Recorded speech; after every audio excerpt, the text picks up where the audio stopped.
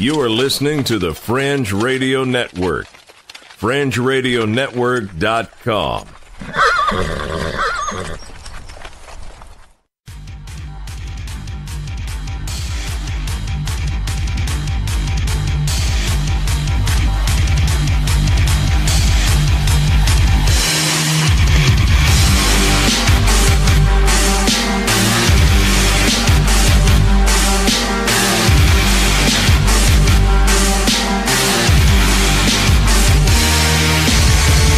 You're listening to Earth Oddity, a weekly odyssey into all the oddity planet Earth has to offer. And now, serving it up are Christopher Tiny Sullivan and John Long. Welcome, everyone, to another episode of Earth Oddity Podcast. We thank you so much for joining us, whether you are hiding out in the woods with a bear or whether you are faking your own kidnapping in order to extort $150 from your mom. We thank you so much for joining us. Yes, yes.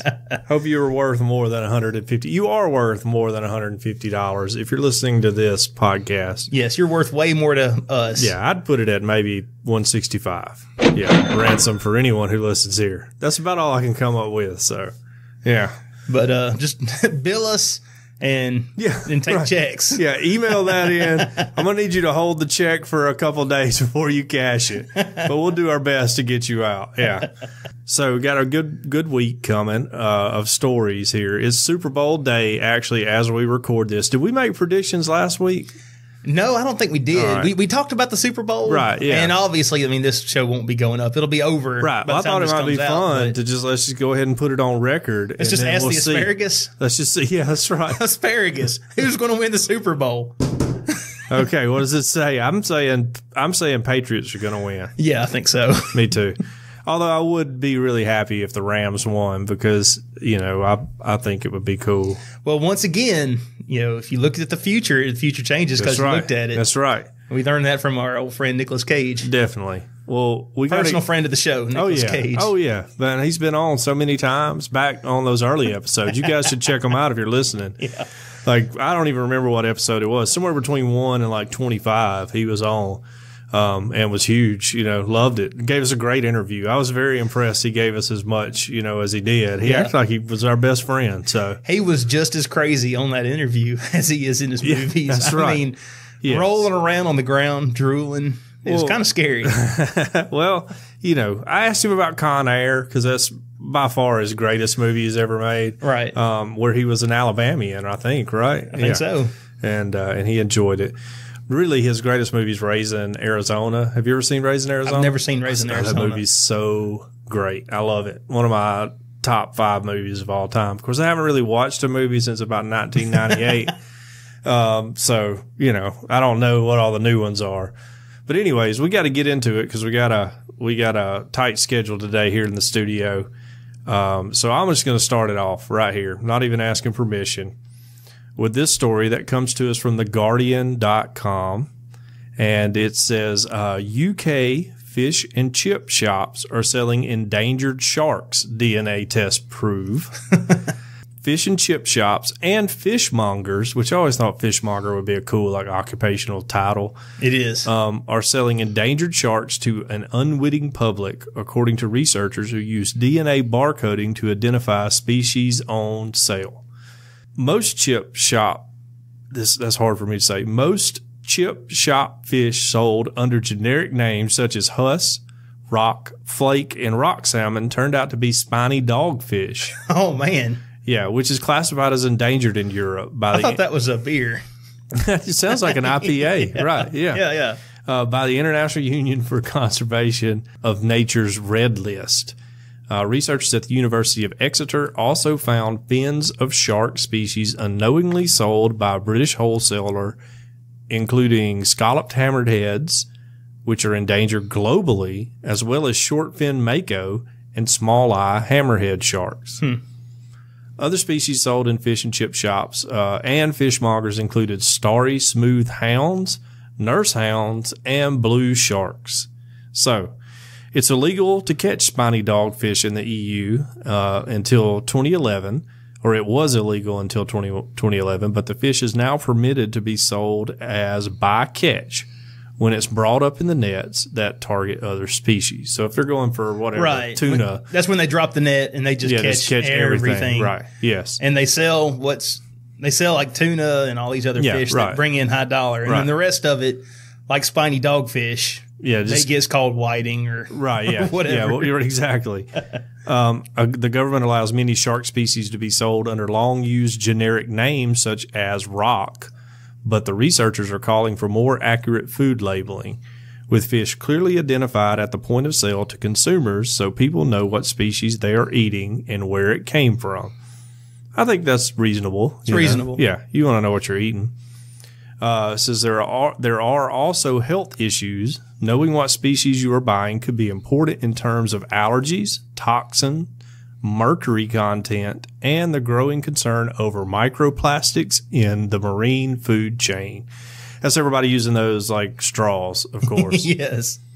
So fins are more difficult to label because they're removed as soon as the sharks are caught, but Hobbs said that there was still an issue with certain fishermen who don't specifically adhere to the laws of labeling when the fish are landed. Mm-hmm.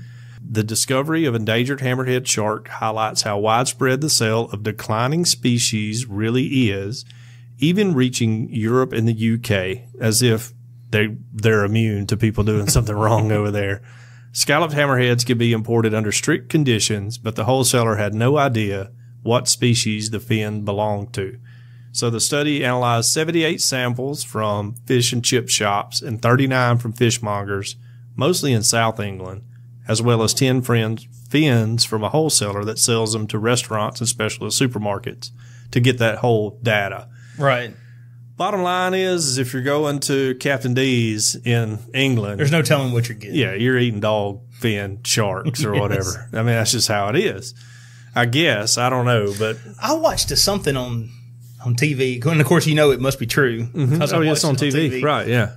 But a lot of these larger fishing vessels that go out for days and days on end, they're like basically a factory on the water. Right, yeah. Where they bring up the fish in the nets, and it's, again, they're not out fishing for spiny dogfish, but if they just catch it in the net like they catch everything else. Right.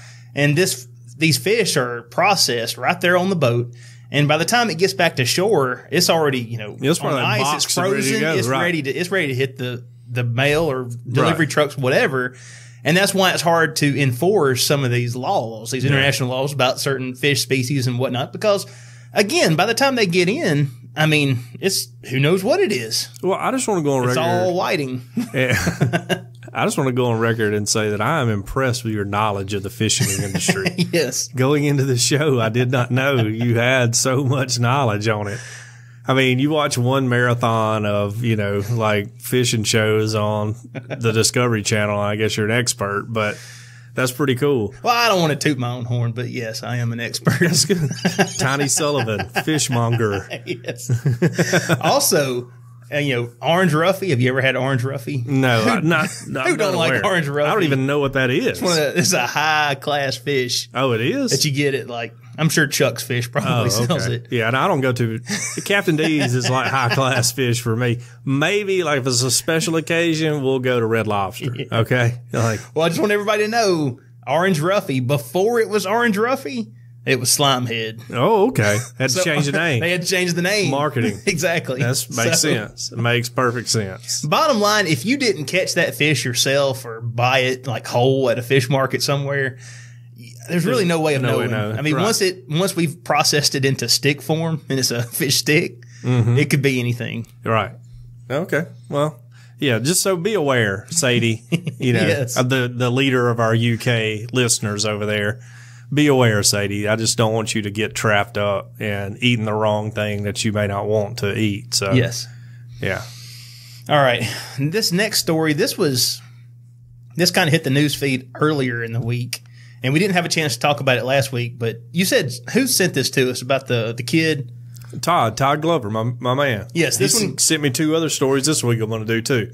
This one comes from Todd Glover. Todd is taking over Wilt's spot. I just want to, just sending a challenge out to Wilt's, okay? A boy who was lost in the woods says a bear kept him company and no one can prove it didn't happen. Okay, I can prove it didn't happen. Straight up, I can prove it didn't happen. Well, how do you know it wasn't a bear? It could have been a colorful bear with like a little smiley face on his tummy. Care Bear? Yeah. Yeah. Yeah, because he's still alive. I mean, that's the number one thing. Yeah. Yeah, bears aren't like, they don't hug you. I'm just to let you know, they maul you. Yeah. Says we may never know what happened to Casey Hathaway during the 3 days he was missing. He was found on Thursday, cold but alive, in a mess of vines and thorns in Craven County, North Carolina. But the 3-year-old has volunteered one noteworthy detail about those days lost in the woods. A bear kept him company. He made a comment about having a friend while he was in the woods. His friend was a bear, Major David McFadden with the Craven County Sheriff's Office told CNN Monday. In the emergency room, he started talking about what happened in the woods, and he said he had a friend that was a bear with him while he was in the woods. McFadden said there are bears in the woods of Craven County, but there's no evidence to prove one was with Casey. All that matters, McFadden said, is that something was there to comfort him during those 3 days. We are very pleased he had that type of comfort. There was very brutal conditions out there. The first night it dropped to around 20 degrees. The second night we had 2 inches of rain. It's really a miracle that this kid survived. Right. Yeah. I don't know if I would have been able to survive 20 degree weather while being cold. I could do it. You maybe. Well, you were an Eagle Scout. I could do it. I was only second class. You could do it too. But yeah, it wouldn't be ideal, especially for a kid. Yeah. Certainly. Yeah. Says the 3-year-old boy will undergo a forensic psychological exam this week, but for now, authorities are giving Casey time to recover and settle with his family. He has not been interviewed yet about what happened. He's just a 3-year-old boy, McFadden told the press. Until we do the forensics exam, we won't have any definitive idea yet. He was playing with 2 other relatives in his great-grandmother's backyard Tuesday, but he didn't come inside when the others did, CNN affiliate WTVD reported. His family searched for him for 45 minutes before calling 911, Craven County Sheriff Chip Hughes said. He was walking in the woods back there, and we can't find him, his great-grandmother told the 911 dispatcher. The other ones came through the house, but left him there, and he walked off someplace, and we can't find him. So he was missing for 3 days. They brought out dogs. They had helicopters up circling looking for him. He was missing for 3 days. Miracle that he was found alive. Right. And he says that a bear kept him company. I don't know about the bear, but yeah. Also, I'm amazed that, I've had 3-year-olds, had 3 3-year-olds at one point in time in my life, but in 45 minutes, I wouldn't think it would get that far away, but then again, Eric Robert Rudolph hid out in North Carolina for years and nobody ever found him. So it is very dense brush. I mean, any southern forest is like that. So it's just kind of wild. I doubt the bear story though. Well, if he was out there for 3 days and he didn't have any food, and I'm assuming maybe he didn't drink water either. Yeah, probably not. He wouldn't know to drink water. Then he could have been, hallucinating. Yeah. Most definitely. Or could have been an angel in the form of a bear. Could have been. Or, and I'm just going to throw this out here because it leads me into my next story, could have been Bigfoot. You think so? Might have been. Might have been. Kid doesn't know the difference between a bear and Bigfoot. So some would argue that adults don't either. True. A woman and her family lived in harmony, feeding a clan of Bigfoots, she claimed. Have we determined that it's Bigfoots or is it big feet when there's multiple? We talked about that before. Right. According to this article, Bigfoots. So the concept of Bigfoot seems to be fading further and further into obscurity. I would challenge that. It's on the History Channel every other day. So that's a good point. Hey, wasn't there a $10 million Bigfoot bounty at one point? Oh, yeah. Yeah, that's right. Yeah. So, but it says articles and stories from almost 10 years ago continue to make headlines. So this is an older story that's kind of gotten a reboot. Right. It says reported in 2011 that new claims of Bigfoot encounters in rural Michigan and Siberia were adding weight to the debate over the existence of the creature. But the test of time has not stood in favor for the existence of Bigfoot at all. Well, he had to get to North Carolina to keep the kid company. Number one. Says, although recently a Bigfoot video was made in Utah, for instance, the people who made the original video went over to investigate it, and of course, it didn't seem to be Bigfoot. Why were people so much more avidly talking about Bigfoot back then, around 8 years ago? That's a good question. I don't know. But anyways, the really memorable thing that was said back then was by the Newaygo County, Michigan woman who said that she had been fully interacting with and even feeding a Bigfoot family of around 10 Bigfoot-like animals who resided in the Michigan woods near her home, north of Grand Rapids. I cannot imagine her grocery bill. Yeah, 10 Bigfoots. If she was feeding 10 Right. Bigfoots. What you need to do is teach them how to garden, right? Like, hey, here's a hoe right here. Yeah. Let's turn some dirt over. The Bible says those who don't work don't eat. That's so right. if you want some food, you better get busy. She claims to have fed the Bigfoots for 2 years. They got fish every day. Could have been spiny dogfish. A bucket of fruit and a bucket of dry dog food. 47-year-old Robin Lynn Pfeiffer said at the time. Now, Again, that sounds expensive. it would have been all dog food if it's me. You know, hey, sorry. If we got some leftover fish sticks, I'll toss them out the back door, but y'all getting dog food. You know what I'd have done? I would have loaded that bucket of fruit up with some Ambien, and I would have went and got that 50 million Bigfoot bounty or whatever. Their favorite thing, guess what their favorite food is? According to Miss Robin Lynn Pfeiffer here. Was it Reese's Pieces? No. Their favorite thing is blueberry bagels. Oh. Yeah. That makes me question Bigfoot right there. If you choose a bagel over a muffin. Those are some of those New York Bigfoot. Yeah, right. Yeah, those Yankee Bigfoot. New Yorkers Bigfoot. If I'm not baking them, I go to different stores to buy them. I tell them they are for feeding wildlife. The biggest one I've sat and looked at for 15 minutes was 9.5 feet tall. Man. The large male is all black. Others are beige and white. The biggest footprint is about 18.5 inches long, she continued. So the rest of this mainstream report, which was actually posted on Fox News back in the day. Fair and balanced. Yeah, that's right. Fair and balanced. On such Bigfoot claims would continue in a way you could easily predict, with skeptics being cited. Evolutionary scientists and scholars of natural history will wonder how Bigfoot creatures could have survived so long without being detected or leaving behind bones, remains, or DNA. So, of course, the skeptics have a point there. I mean, solid point. I believe in Bigfoot, but that's a solid point. I hadn't gotten around that one. Haven't found any bones yet or carcasses or anything of them. I mean, you seem like a dog would just drag a leg bone of one of them up, you know? Well, now I have heard some Bigfoot believers say that the Bigfoots, they like to bury their dead. Yes, right, yes. But you still think if they've been, if they've had a culture for all this time and been burying their dead, we still would find a we still would have dug them cemetery, up, wouldn't right? we? Yeah, exactly. Yeah, I don't know. I mean, that's rough. Unless the Smithsonian is, maybe that's all those giant skeletons that the Smithsonian is hiding. That's a good point. Maybe. That's a very good point. It says it doesn't seem beneficial for any group of people or interest to conceal the existence of Bigfoot from anybody, so it does seem likely to exist. So it doesn't seem like it's likely to exist. That's a solid point too. Like, what's there to gain from hiding the knowledge of Bigfoot from all of us?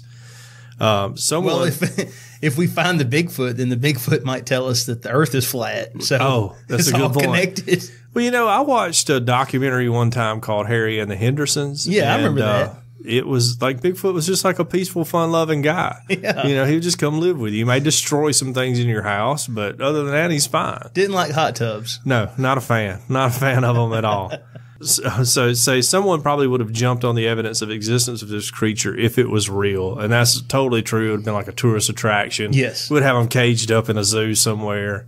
I mean, that's what we do. That's what we do. So Lauren Coleman, who's another skeptic, the director of the International Cryptozoology Museum in Portland, Maine, said, all Bigfoot contactees, for some reason, they never take photographs.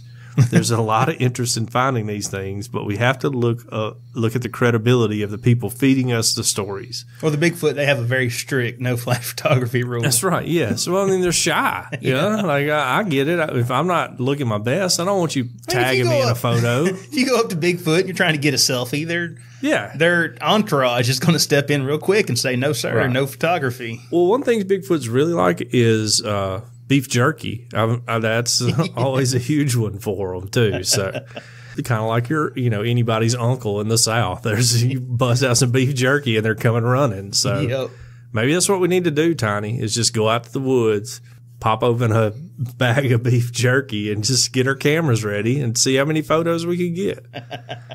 But anyways, this lady apparently fed them for 2 years, and then I guess they decided to go away. Why would it didn't indicate in the article why she stopped feeding them, or maybe it was like, hey, my grocery bill's too high, y'all, or the government cut back on my disability check and I can't afford it anymore, or whatever it is. So she's like, look, some of y'all are going to have to go get a job. That's right. And then they moved on. That's right. They left. That's right. Yes. Yeah, she's probably like a conservative and was like, hey, the welfare state is over, Bigfoots. It's time for y'all to do something. And I'm building a wall at the back of my house. Anyways, so that's all about Bigfoot. But it could have been what was helping the little kid. I don't know. Maybe the kid had some beef jerky on him when he went out there. Maybe. A Slim Jim at least, maybe. You snap open a Slim Jim, you might get Bigfoot and Randy Macho Man Savage. What if Randy Macho Man Savage is just Bigfoot who's shaved? I don't know. Maybe. I hope I just blew somebody's mind right there. It's probably like half of our audience has no idea. They don't watch wrestling. So, well, let's see. Speaking of, you know what? I'm not good at segues. So no, let's just keep going with it. Let's make it awkward segues. Speaking of trying to get something for nothing, okay. South Carolina man allegedly faked his own kidnapping to scam his mother out of money. He told her that he wouldn't be killed. Do you know how much this grand ransom he was asking for was? I do, because you mentioned it in the opening, but I'm going to pretend I don't. So how much is it, Tiny? $130. $130. Wow, I thought it was $150. So $130. I think I did mention that in our intro. That's okay. Nobody remembers that. But that's wild. 130. You think maybe he missed a decimal point or something when he was typing it in or something? Maybe he's like me and he just don't math so good. So, a South Carolina teenager has been accused of faking his own kidnapping in an attempt to extort his mother out of just over $100, police say.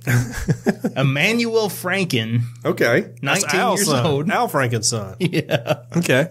Of Covenant Garden Drive in Sumter was arrested for blackmail on Thursday last week after attempting to carry out the scheme 2 days prior. Local media outlet WLTX reported, citing information from the Sumter County Sheriff's Office. Mm-hmm. An arrest warrant released this week alleged the suspect had caused his mother to believe that he would be killed by kidnappers if she did not provide the cash demanded from her. The mother, who was not named by the sheriff's office, told deputies that she was contacted by a private cell phone number. So, of course, the kid, he got him a track phone. On the call, she heard her son and an unknown voice who said $130 would have to be placed in a mailbox on Bagnell Drive or her son's life would be at risk. $130. Okay. Even if your mother believes that you've been kidnapped, you got to be thinking $130. Right. Who's gonna?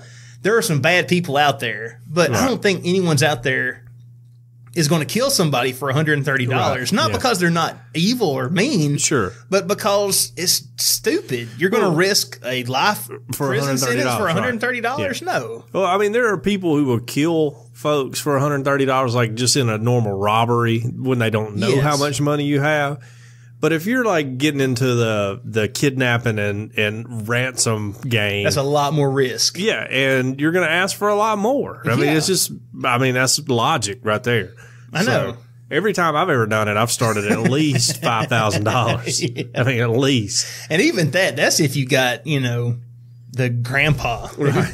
People are probably waiting for him to kill over anyway. To die anyways. They were like, no, he's got way more life insurance. Just go ahead and kill him. If you get the kid, Yeah. The kid, I mean, that's where you make your money at right there is with the kids. So, that's a joke, y'all. We are anti-human trafficking podcast, okay?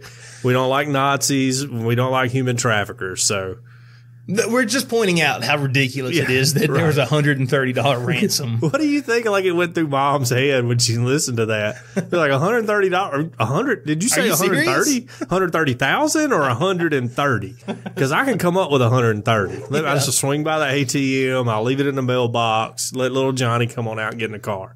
I mean, if they're asking for $130, do you maybe say, okay, but I can't leave it in the mailbox. I'm going to need you to come over down to the downtown mall. Yeah, right. And I'm going to need you to meet me in the food court in front of the Chick-fil-A. Yeah, maybe so. And then if they say no, okay, 200. 200 if you'll meet me at the mall right in front of the Chick-fil-A. Pay no attention to the armed officer standing well, you know, 5 tables down. What's the thing they say, you know, like if you're going to negotiate something, like you have an anchor price you set in that's like a little, you want to put that on the table first, that but you're willing to work from that price down.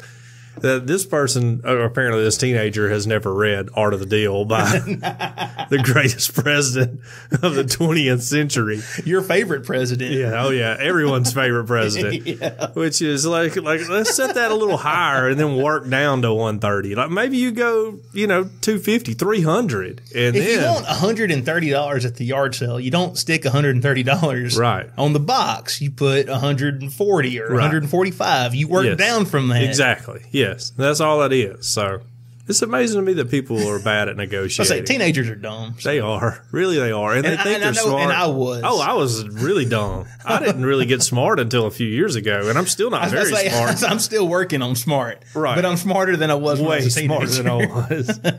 But I would have known better than to do this. Anyway, it says here that according to the state, a South Carolina-based newspaper, suspicions were raised after she recognized the mailbox address belonged to the residence of Franklin's father. Okay. Once again, you don't use the mailbox of an address that person would know. Right, yes. It's like, what a coincidence, Mom. I mean, you probably don't even want to use a mailbox. You want to, or if you do, it's like one of those mail drop boxes, but you've got the hole cut out underneath it, and you escape through the sewer system, like in Speed. Yeah, I don't know that that's the way you need to go. Yeah. It says the WLTX reported Franklin later admitted that he had fabricated the tale to get $130 from his mother. It has not yet been explained why the teenager had needed the money. Also remaining unclear was the identity of the second individual on the cell phone call. Which could have been anybody. Yeah. It could have been a buddy. It could have been Siri. Who knows? Here's what happened. Okay. All right. So somebody was like, all right, what's his name? Kevin? Mm-hmm. All right, little Kevin. I'm going to give you this ounce of weed to sell. Oh, it's Emmanuel. Emmanuel Franken. Oh, yeah. Okay. Here you go, Emmanuel. I'm going to give you this ounce of weed to sell right here. I know you don't have enough money, but just give me the money back once you sell it. I need to get rid of it. So Emmanuel just like smokes some of it. And he comes up short, $130. Yeah. He needs it. He's got the guy who gave him the weed on his back about it. They come up with this plan. Let's just get it from your mom. We'll say you got kidnapped or whatever. And that's the other guy that's on the phone right there. I mean, I hate to crack the code for the police and everybody else, but that's exactly what happened. So yeah.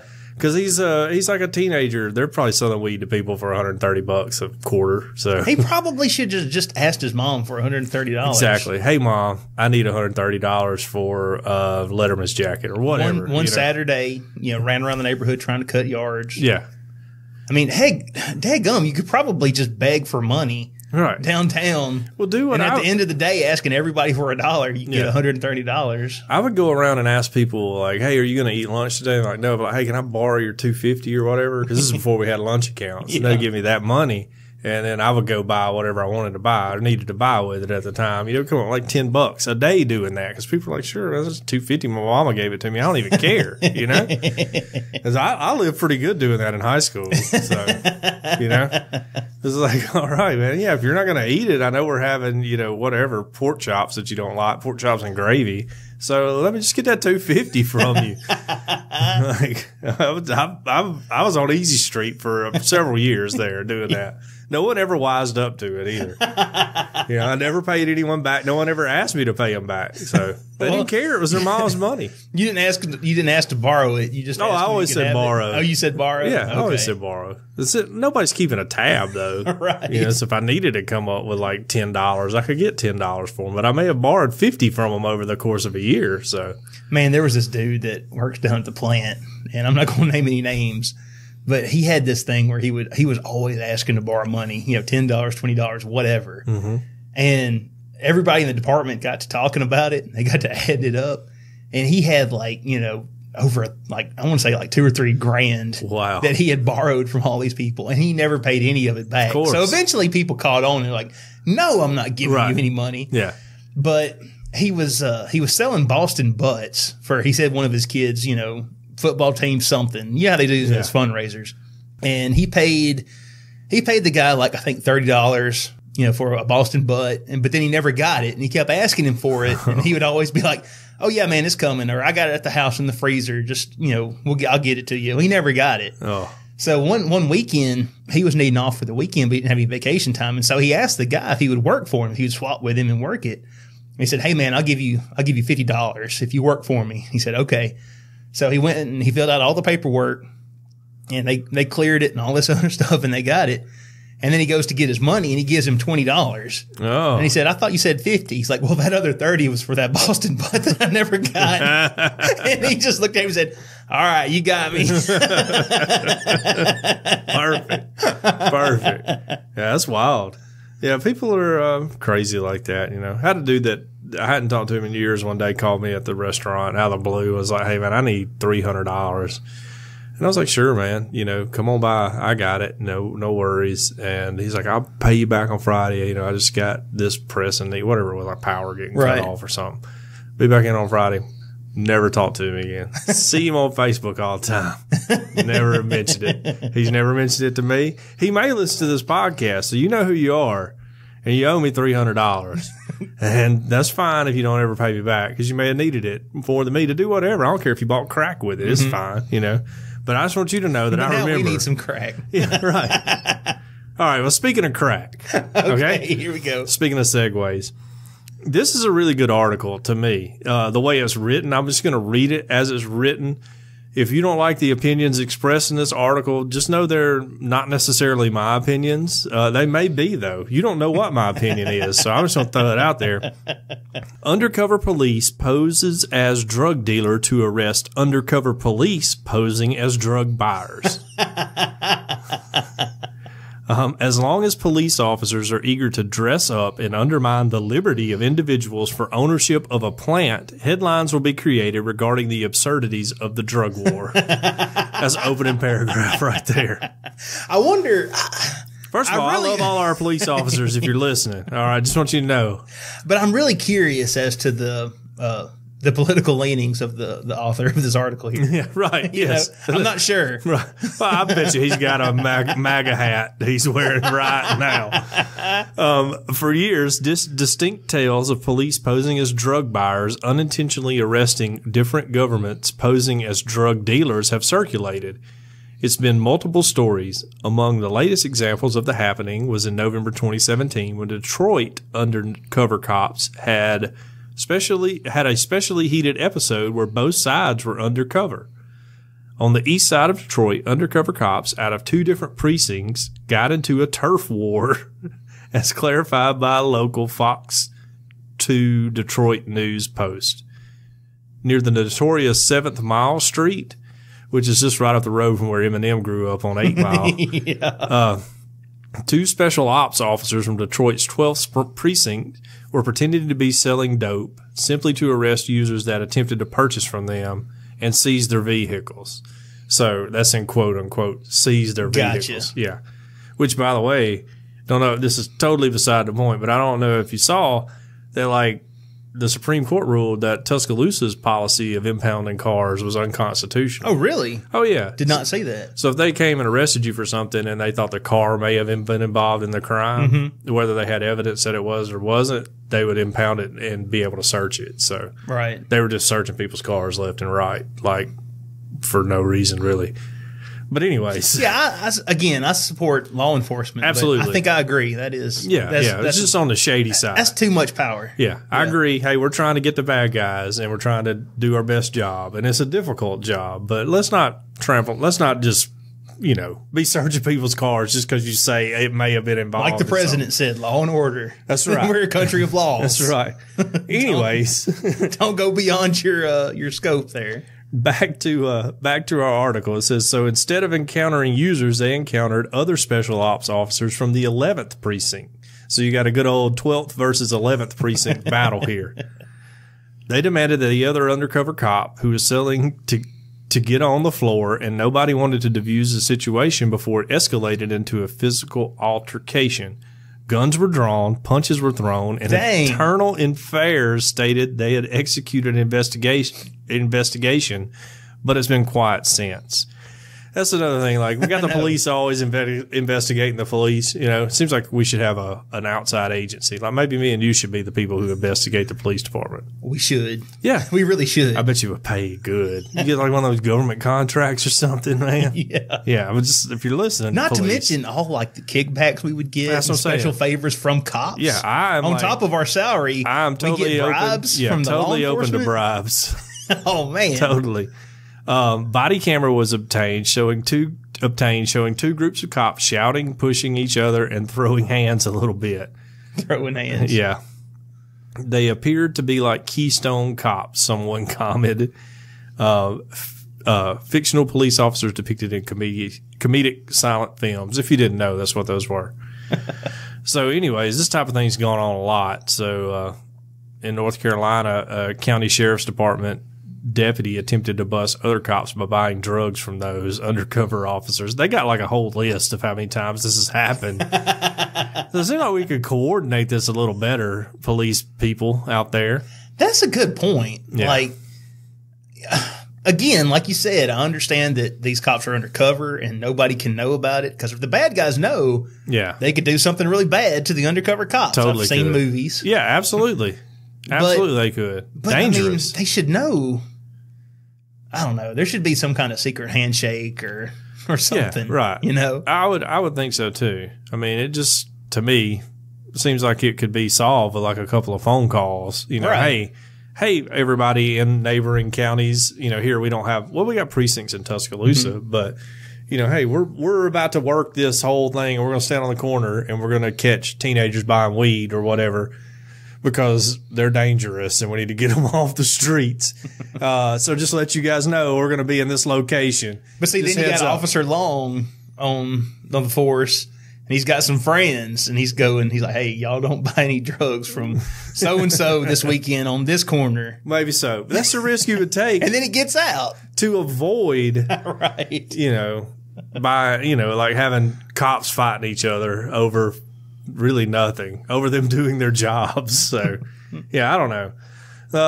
I will say the war on drugs has been long and drawn out, and it seems like we haven't made a lot of progress. No. So, we may want to rethink some things. I would say it's been about as effective as prohibition was. Yeah, real effective, real effective. Yeah, and so, we may just want to rethink how we approach this. I'm not saying we got to legalize anything. I'm not going on record for any of that. Yes, kids, drugs are bad. Absolutely, they're bad. Don't misunderstand us. Yes. But when you try to tell people, and it's just human nature, but you tell people they can't do something, that makes them want to do it that much more. Right. That leads to an underground demand for illegal product, and we have unwittingly, through this war on drugs, we have funded some of the largest and most powerful and most evil, FYI, cartels in the world. Absolutely. Ruthless. When really, maybe we should just tax it, Maybe so. I don't know. I don't know where you draw the line at it. In fact, there was a radio commercial on today. One of the local CBS station, I think tomorrow, is going to do a a whole day, like every newscaster will do a segment on medical marijuana, which is amazing that they're even discussing it in Alabama, because we don't allow anything fun to happen in Alabama ever, unless it's like an after church dinner. But anyway, so that's going to be on the news. And so I don't know where you draw the line at medical marijuana, recreational marijuana, heroin, crack. Like, what do we want to have legal and not legal? Now, I know all the potheads in the world are like, marijuana is all we want, but I don't know how much that's going to solve in the true war on drugs. Because I don't think outside of, major trafficking busts, they're not really, cops aren't really trying to bust anybody smoking weed. Right. Like undercover operations, Now, if you're riding around in your car and they pull you over and you smell like weed and they search your car and you got, 3 grams of weed in the console, well, yeah, you're going to get in trouble. It's against the law. But their intent wasn't to bust you for smoking weed. Right. Their intent was you ran a red light and they pulled you over and it reeks of weed because you bought really good weed. Or you were driving 25 and a 55. Yeah, maybe so. Right. I think they're more looking for, hard drugs. Yeah. Although, I do know many people who have been busted for selling weed. I think the number one thing to do to combat this is education. You just got to let the public know. You just got to talk about the dangers. Yeah, absolutely. And some drugs are worse than others. Way worse. Yeah. And alcohol is worse for you than some stuff. Yeah, absolutely. Yeah. But, cigarettes. But you know what? If everybody would just look at the pictures of people who've used meth for long periods of time. Yeah, not a good thing. I think most teenagers probably wouldn't be that interested in meth. Right. Yeah, no, definitely shouldn't be. Common sense. But then again, people make mistakes and they may know the dangers and we're all humans, regardless of what it is, are very prideful and think, oh, it's not going to happen to me. I'm not going to lose all my money in a restaurant venture because I know what I'm doing, or I'm not going to gain all this weight back that I lost because I know I can handle all this. And then next thing you know, it blows up on you. So we all have that in us. And so for the kid who's just like growing up in Fed Alabama, where there's nothing else to do, and you're like, I don't smoke a little meth. What's the harm? It's just one time and whatever. Next thing you know, it snowballs into you've lost all your teeth, you've got an arrest record, you're stealing car stereos to fund your habit. And it happens quickly, and that's the sad thing about it. So, anyways, all of that, just say, kids, don't use drugs. Cops, maybe shoot out an email. Like, hey, we're going to be doing this here today. Let your guys go somewhere else and do their thing. Get an Xbox. Yeah. Yeah. Yeah. It's really fun to play when you're high. So just remember that.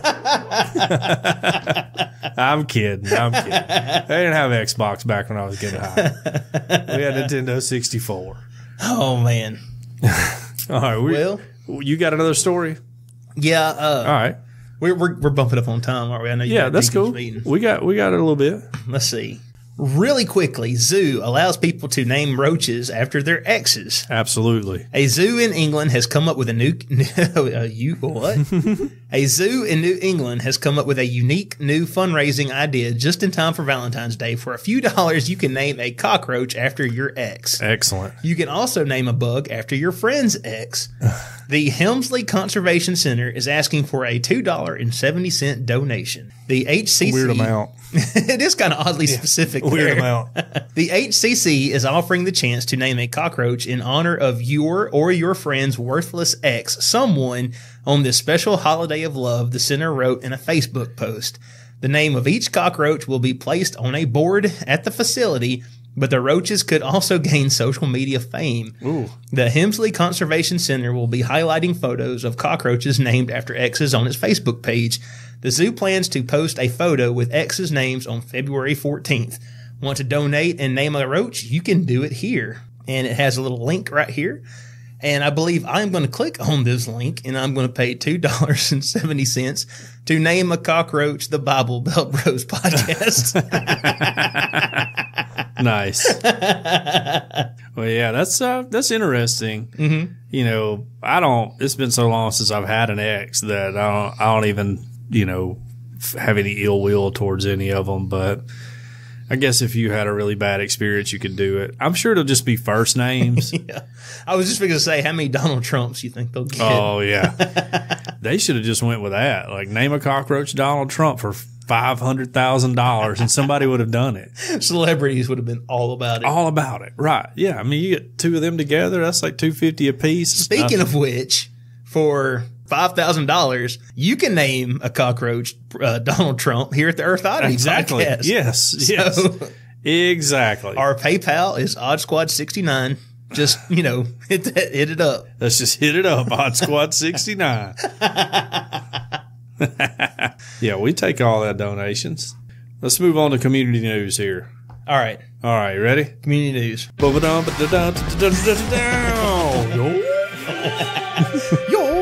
can leave that in there. We don't have any sound effects right now in studio, so we want to thank our sponsor, world famous Cajun Curl Bayou Blended Spice, for their support. Check them out at CajunCurl.com. You can order their spice and their Cajun Curl chip cutter right there on CajunCurl.com. If you didn't know, which you probably already do, but if you don't, it was created on the Elm Bayou in Evangeline Parish, Louisiana. The very romantic Elm Bayou. The very romantic, where you go out in the rowboat in the... Oh, what do they call those? Out the bayou? Yeah, what do they call those boats down there? Airboat? No. Well, yeah, an airboat would have worked. Yeah. An airboat with your honey and on the Elm Bayou. Your hearing protection. Yes. If you like cooking or eating, this is a spice for you. Cajun Curl Bayou Blended Spice goes well with chicken, beef, pork, potatoes, and anything else you can think of putting it on. Their spiral potato cutter is absolutely amazing. It's easy to use, it's easy to clean, and it'll allow you to make your own chips using the Cajun Curl spice. On the website, which was CajunCurl.com, in case you forgot the other times I've mentioned it in this ad read, you can not only order the Bayou Blended Spice and the chip cutter, but you can find great recipes there too. So if you're not a very inventive cook, they already got stuff lined up for you. You just got to be able to follow directions, which is about how I cook. You can also locate your nearest retailer, or you can order your own. If your local grocer doesn't carry world famous Cajun Curl Bayou Blended Spice, ask them to start stocking it now. All of their products are made in the USA, so not only do you enjoy the taste of Cajun Curl, but you feel patriotic while you enjoy your meal. It's all natural. It's low salt. It has a little kick to it, but it doesn't burn your lips. Just want to throw this in here too. Crawfish season firing up right now. Oh, yeah. Yeah. Oh, yeah. Everybody's pumped up. It's getting fired up. About to be eating crawfish all over. So go ahead and get you some Cajun Curl. Turn your next boil up, and it's going to make a difference. It's going to change your life. Everybody who comes is going to be happy with you. So go ahead and stock up now if you're out there. Yeah. I'm sure Sadie in England is like, they eat crawfish? They do. They do, and they're delicious. So, world famous Cajun Curl Bayou Blended Spice. Taste the spice, but not the heat. CajunCurl.com. Check them out and use the promo code EOP10 to get a 10% discount. We ask that you use the spice, but we don't ask you pay full price. Boom. That's right. All right. So, for community news, we have a review here. And this comes from January 15th of this year, rated 5 stars. I just love it. This comes from CJohn7777. Okay. So all right. Somebody's hit the jackpot here. A little heavy on the sevens.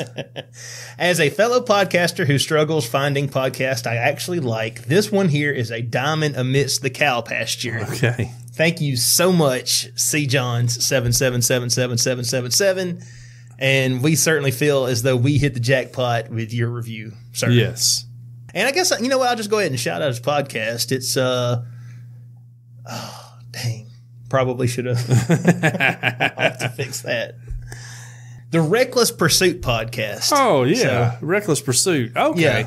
Yeah. Excellent podcast. Yes. Yeah. This is great. We love it. All right. And I guess that's now you ready to wrap it up? I guess that's it. You got a deacon's meeting to go to, I do. So we got to wrap this up. I do. Thanks to everybody for listening. Remember to tell your friends about it. Just pick one friend out of all the friends you have, which I'm sure are many, because we have the greatest listeners and they're all popular.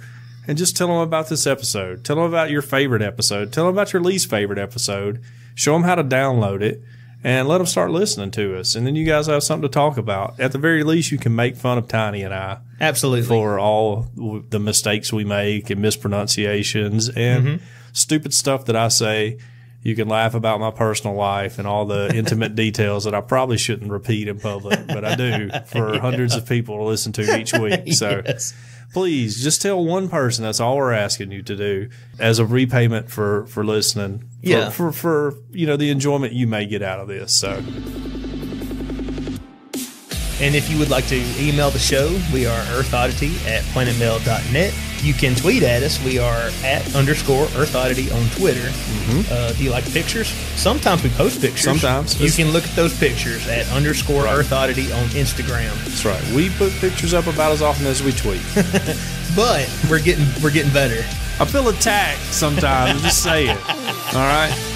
But yeah, we're getting better. We're getting better. We also have a phone number. What's that phone number? That phone number is 662-493-2059.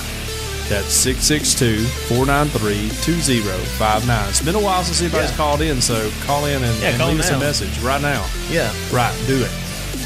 We thank you all for listening to us. We hope everyone has a great week. Earth Oddity for the Fringe Radio Network signing off. Love y'all. Bye.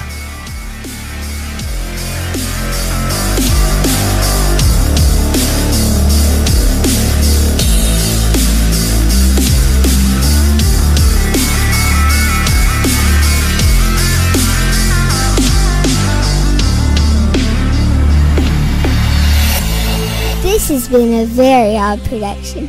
Thanks for listening.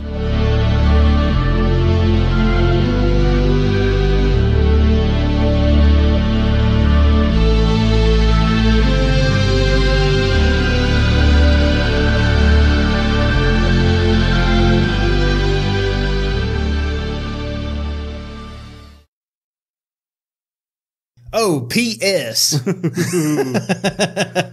Stay tuned to the Instagram. If you're not on Instagram, or if you are on Instagram, make sure you go follow our Instagram, because we got some things in the works. Oh, yeah. Now, that sounds kind of cryptic, but it's in the works. It's in the works, and it's going to be awesome. It's going to be great.